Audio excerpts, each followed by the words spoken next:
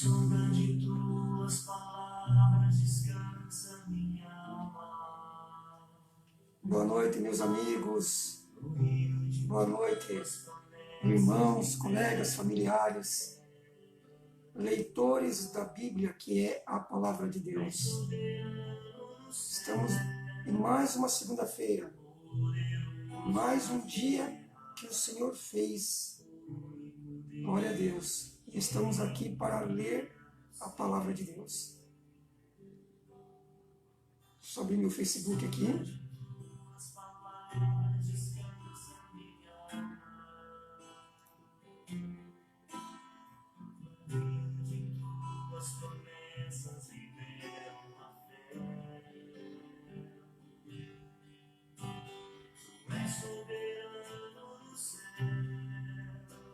Só um minuto que ainda não tem a imagem do Facebook.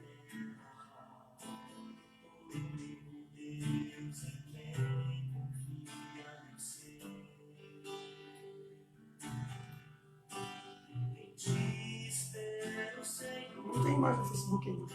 Ah, agora sim. Já tem uma imagem de retorno.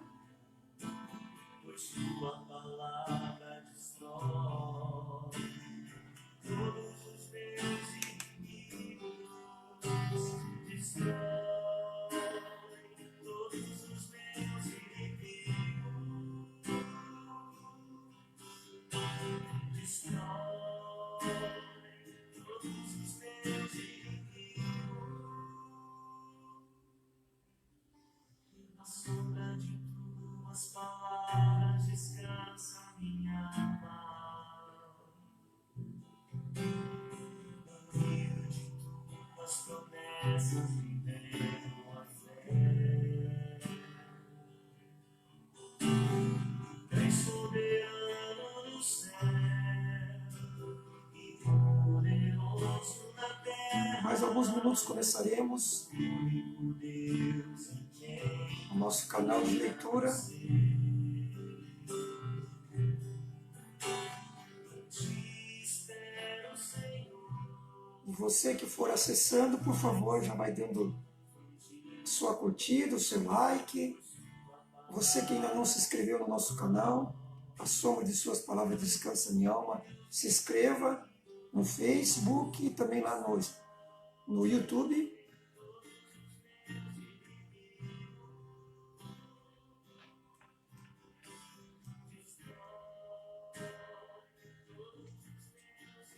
Uma checada aqui com relação ao nosso áudio. Você que está acessando aí já, por favor, se você puder dar um ok aí, como é que está o nosso áudio agora? Tá ótimo. Tá ótimo.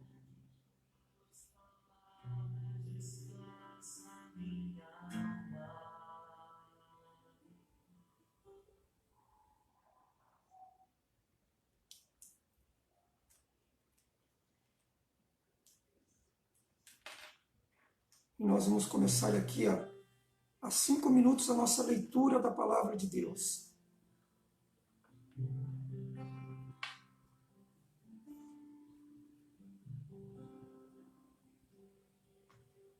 A sombra de tuas palavras descansa minha alma. No rio de tuas promessas viveram a fé. Tu és soberano no céu e poderoso na terra. O único Deus em quem confia você. A sombra de tuas palavras descansa minha alma. Quando os irmãos vão acessando, vão adentrando aí no Face. Tuas promessas viveram a fé. Tu és soberano no céu e poderoso na terra. O único Deus em quem confia você. Em ti espero, Senhor, jamais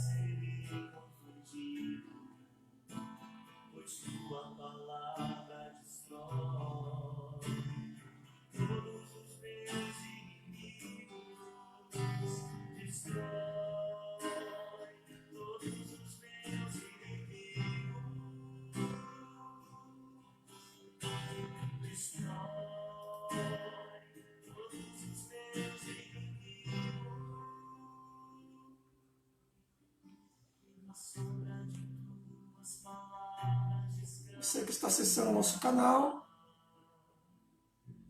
a sombra de suas palavras descansa minha alma, um canal de leitura da palavra de Deus. E estamos nessa jornada até o final do ano, sempre lendo às segundas-feiras, a partir das 20 horas. Encontramos, né? Nós aqui, vocês aí, e a palavra de Deus. E cada segunda-feira nós lemos um livro, alternando um livro do Antigo Testamento e um livro do Novo Testamento. Lógico que nós pegamos os livros menores em quantidade de capítulos e versículos, não em poder, porque toda a Bíblia é inspirada por Deus. Toda. Deus usou homens ao longo de toda a história, todos inspirados pelo Espírito Santo de Deus para falar de Deus. Então a Bíblia é uma carta de amor de Deus aos homens. E hoje, né, nós estaremos lendo o livro de Tiago, carta de Tiago, as 12 tribos dispersas entre as nações. É esse o livro que nós estaremos lendo hoje. Carta de Tiago é um livro do Novo Testamento e consta 5 capítulos e 108 versículos, toda a carta. É o que consta esse livro. Me ajeitando aqui um pouco, a voz fica melhor. E é esse livro que nós vamos navegar hoje com vocês, tá? Dê licença um minuto.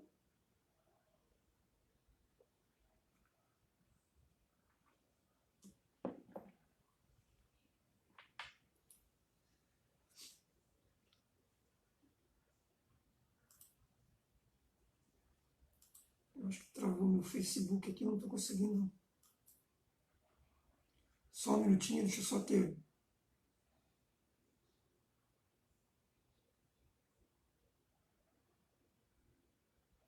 O Eric Monteiro acessou ali agora. Nós temos mais alguns irmãos conectados também.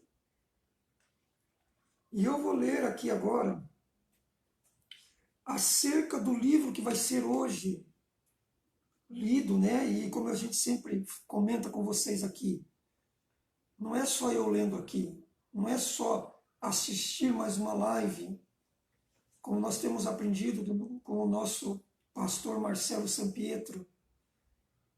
Não é só assistir, mas sim participar.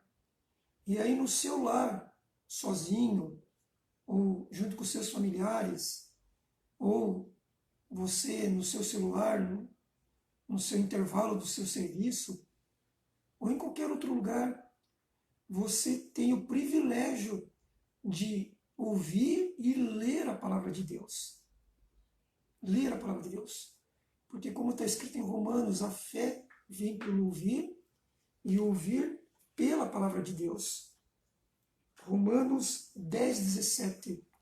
A fé vem pelo ouvir e ouvir pela palavra de Deus. É ela que gera fé e é um dos temas centrais hoje da palavra, do livro que nós estaremos lendo, que é Tiago, que fala sobre fé com as obras. Tá? Então, Tiago é um livro do Novo Testamento.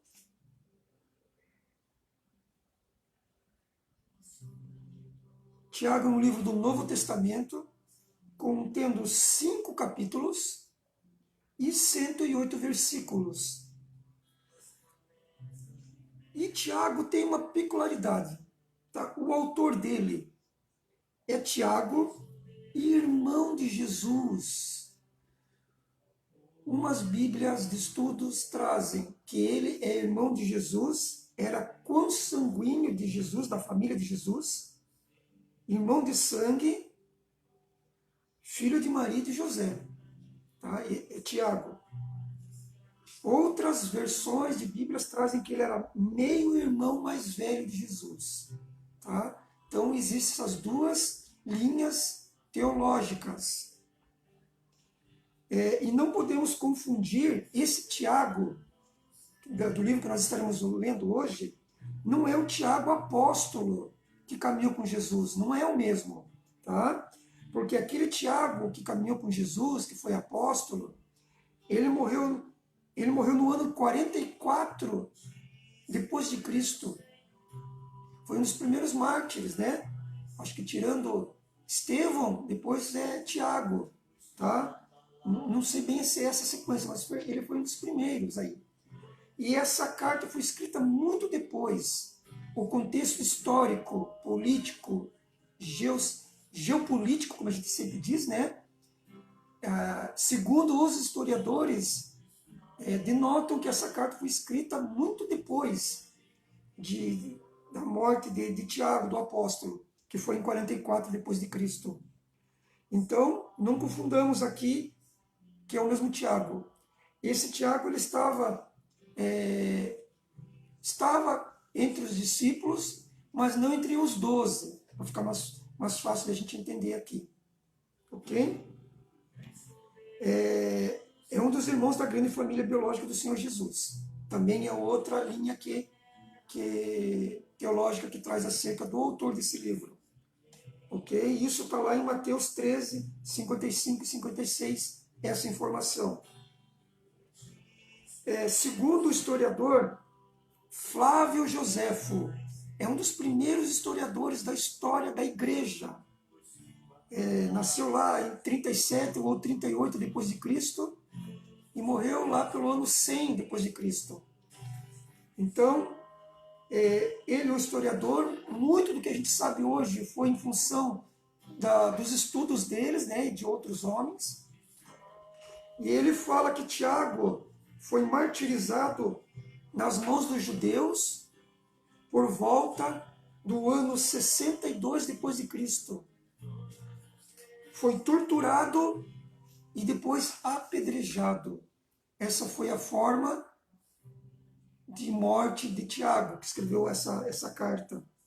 Tá? Ele também é conhecido pelos historiadores ou biblistas, né, como alguns falam, ou teólogos, né, como Tiago o Justo. Tá? Tiago, mediante orientação do Espírito Santo, foi escolhido como moderador da igreja em Jerusalém. Isso está lá em Atos 15, tá? No princípio da igreja ali, a igreja primitiva, como alguns gostam de falar. Então o apóstolo Paulo também considerou Tiago como apóstolo, sustentáculo, coluna da igreja, junto com Pedro, junto com João. Tá? Então quando se fala de Tiago, não é aquele Tiago que estava no barquinho, por favor. Tá? Não é, esse aqui é outro Tiago, tá bom? Que é irmão de Jesus, ou o justo. Tá? Qual a época que foi escrito essa carta? Cerca ou aproximadamente o ano 49 depois de Cristo. Onde? Em Jerusalém. Tiago não saiu de Jerusalém. Tá? Permaneceu ali como moderador já. Canonicidade desse livro. Só no século IV, final do século IV, que após uma série de concílios foi introduzida essa carta no canon. Tá? E o destinatário dessa carta, ela é uma carta diferente das cartas paulinas. Tá? Cartas paulinas são as cartas de Paulo. Por quê? Todas as cartas de Paulo tinham um endereçamento, um destinatário. Carta de Paulo a Tessalonicenses, carta de Paulo a Timóteo, carta de Paulo a Colossos, né, Colossenses. Não, a carta de Tiago é as 12 tribos, né? Então era toda a igreja. Então é uma carta circulante. Por quê? ela ia circular de igreja a igreja, para todos os dispersos, como a gente vai ler daqui a pouco. Tá? Então, é uma carta circulante, que foi para quem? Foi para os cristãos judeus. Muitos dizem recém-convertidos na fé, que estavam dispersos. O que aconteceu? Após o martírio de Estevão, que está lá em Atos 7, 31 a 33, 34, o martírio de Estevão, que todo mundo sabe que ele morreu apedrejado, e Paulo está ali junto, né, consentiu, e até as vestes dele foi depositado aos pés de Paulo, que era Saulo naquela época. E outros dizem que foi também por motivo de perseguição do governador Herodes Agripa. Herodes Agripa, lá em Atos também, capítulo 12. Herodes Agripa, que ele aparece em todo... É um dos que vão interrogar Paulo lá, né? Que Paulo vai depois enviado para Roma, né? Está lá em Atos. Quem for ler Atos a partir do versículo 18, ali, 20, até o último, você vai ver isso. E o tema de Tiago, olha que interessante isso aqui, tá? O que fala o livro de Tiago? Afirmações diretas sobre o modo de viver sábio. Interessante, né? Tem uma ênfase prática. Uma ênfase prática. Tiago escreveu com o desejo ardente que seus leitores fossem firmemente obedientes à palavra de Deus. Era esse o motivo dessa carta. Essa carta de Tiago complementa, eu gosto de citar isso muito, muito forte. A Bíblia inteirinha, ela se complementa. O antigo com o novo com o antigo, não se contrariam, não, se complementam, tá?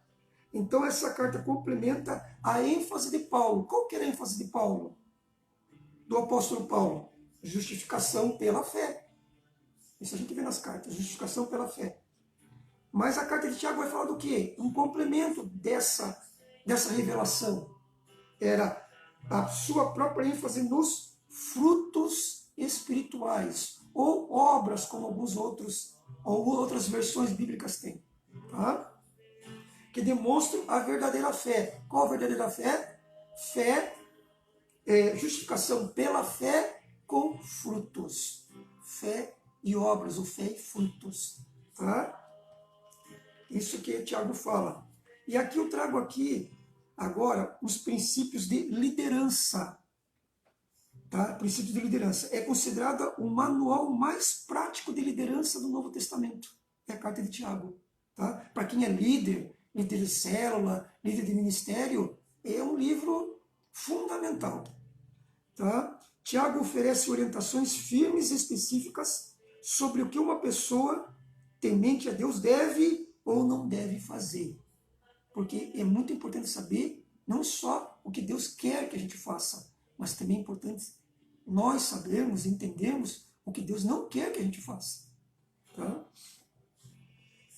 Todo líder deveria ler esses 5 capítulos com o olhar voltado para a fidelidade pessoal a Deus na sua posição de liderança. Aí eu pus líderes aí, ó, a palavra. Tiago afirma que uma fé autêntica é uma fé que age. Fé em ação. É isso que Tiago fala. Não é só verbalizar, mas visível, uma fé visível. Olha que interessante agora. Que muda a conduta e o caráter daquele que crê. Então, uma fé sadia, uma fé madura, uma fé permanente, uma fé constante, uma fé em todo tempo e em todo lugar. É esse o tipo de fé, ou a qualidade de fé, uma fé sadia, como a gente tem ouvido muito nesses dias. Tá? E nós já vamos direto para a palavra, porque são 5 capítulos, e sem mais delongas, vamos ler a carta. Tá? E depois eu faço considerações para quem está entrando, tá? Para a gente tocar aqui a leitura.